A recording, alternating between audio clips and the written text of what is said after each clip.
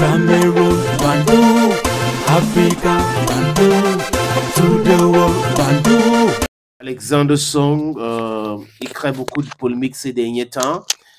Il a d'abord déclaré qu'il était le meilleur milieu de terrain de ces 20 dernières années camerounais. Et moi, j'ai regardé les 20 dernières années, ça veut dire que c'est de 2004 à 2024. Donc, il n'a pas joué avec Marc-Vivien Foé qui nous a laissé en 2003 à Gélan en France lors de la Coupe des Confédérations, jouer la demi-finale contre l'équipe de la Colombie. Maintenant, si on regarde le volume de jeu de Marc-Vivien Foé, les clubs où il a joué, l'impact qu'il avait dans les Lions indomptables, on peut regarder juste les CAN qu'il a gagné 2002 et commencer à dire des choses comme ça. Moi, je pense que c'est exagéré. Et même en tant que footballeur, il est parti un peu plus tôt.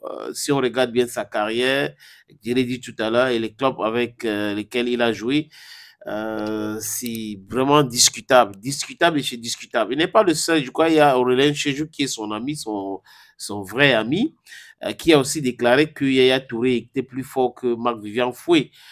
Yaya Touré a eu tout son temps de jouer jusqu'à la fin de sa carrière. Foé, non, est parti au sommet de son art.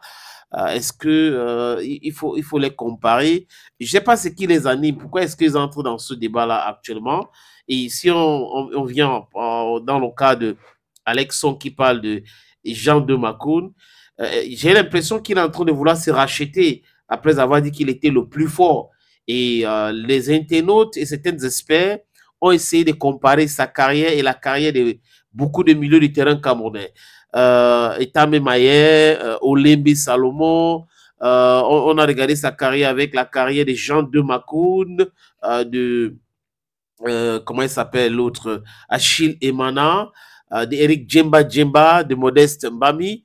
Et on se pose des questions pour comprendre ce qu'il avait animé et il mettait quoi dedans dans Je suis meilleur. C'était quoi? Le fait qu'il a signé de Bastia, il est parti à Arsenal et après Arsenal, il a signé avec le FC Barcelone qui était une expérience nulle de chez nul parce que là, FC Barcelone était obligé de l'emprunter à West Ham. Est-ce que ça partit de là ou c'est des éléments qui font en sorte que lui, Alex, dit qu'il était le meilleur milieu de terrain? Quel était son impact à chaque fois qu'il était au terrain?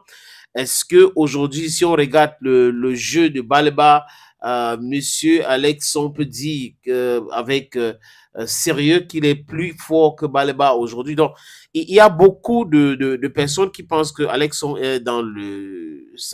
C'est un délit. Maintenant, venez dire que Foué et Makoun, Makoun est plus fort que Foué. Je pense qu'il faut laisser Makoun se prononcer. Mais bon, Makoun et Foué. Foué a eu son époque. Foué a eu des trophées. Est-ce que Makoun a eu les mêmes trophées que Foué? Non. Donc, raison gardée, je crois que si ce qu'on veut dire ne dépasse pas le silence, il faut qu'on la boucle. Parce que ce n'est pas la peine de parler, de raconter des choses alors que les concernés sont eux-mêmes là, ils peuvent dire c'est des débats inutiles pour ma part qui ne fait pas avancer le football.